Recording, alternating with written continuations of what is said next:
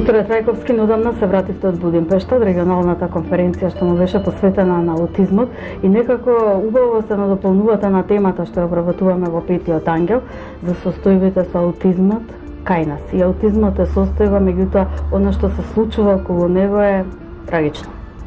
Да, како што кажавте, неодамна се вратив од една многу важна и значајна конференција во Будимпешта, каде што беа присутни речиси сите источноевропски земји со исклучок на Турција и Србија, и каде што главна тема и топик беше состојбите со аутизмот во источноевропските земји, а фактички тоа е дел од една поголема акција наречена Европски акционен план за аутизмот, кој што ќе трае десетина години.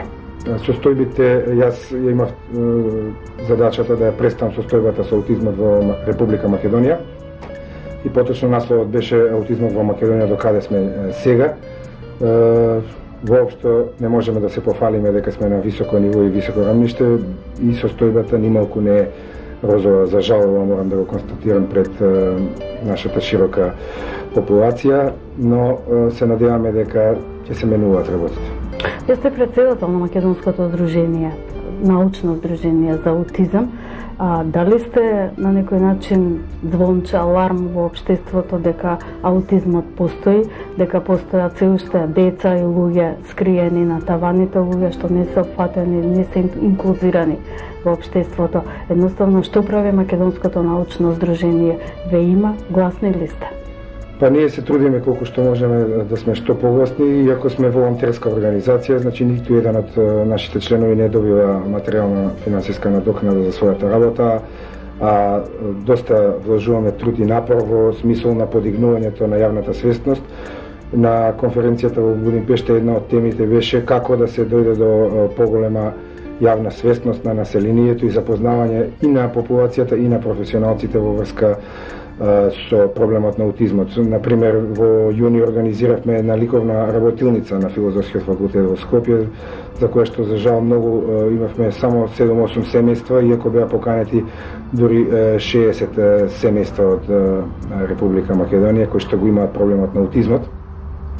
Морам да напоменам дека на вистина аутизмот станува сериозен јавно здравствен проблем и заедно невладиниот сектор, владата со ресорните министерства и приватниот сектор мора да зачекорат со покрупни чекори напред, затоа што на конференцијата можеше да се забележи дека Македонија е на вистина на едно ниско ниво на развој на свесноста за проблемот на аутизам и на развој на системот за заштита, рехабилитација и третман на оваа популација.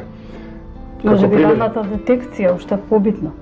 Секако и детекцијата и диагностиката тука отсуствуваат, бидејќи освен DSM-4 критериумите и ICD-10, кои што се стандардни, но не и најзначајни, има уште многу повеќе тестови кои што треба да се воведат. Например, ADOS скалата, ADR критериумите и така натаму, да не ги редам сите. Сето тоа мора да биде преведено прво на англиски, добиено лиценца и да почнеме и во тој дел на детекцијата.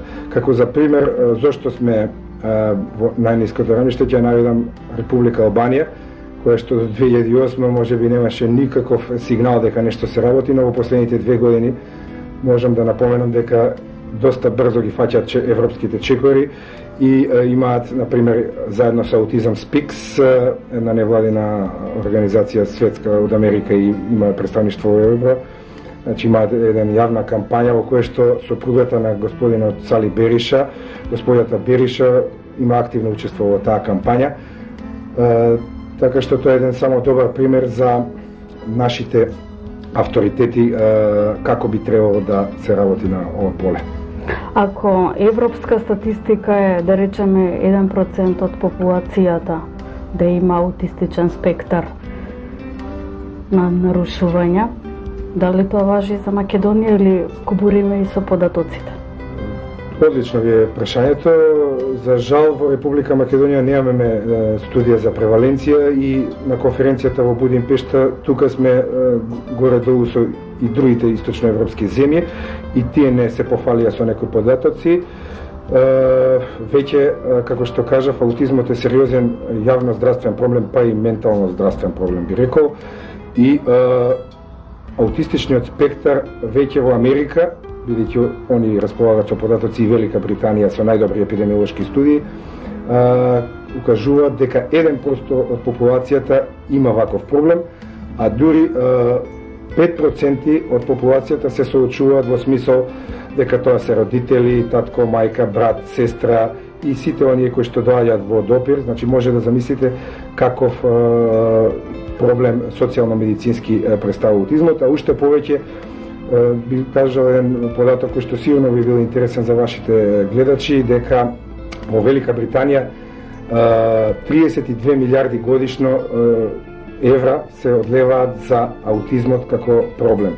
Значи решавајќи ги сите негови аспекти. Сега сигурно некој од нашите представници во министерствата и од владата ќе каже тоа е голема сума на пари, но мислам дека Република Македонија до сега многу малку или скоро ништо не вложила. Зборувам за сите влади, значи немам намера никого посебно да критикувам.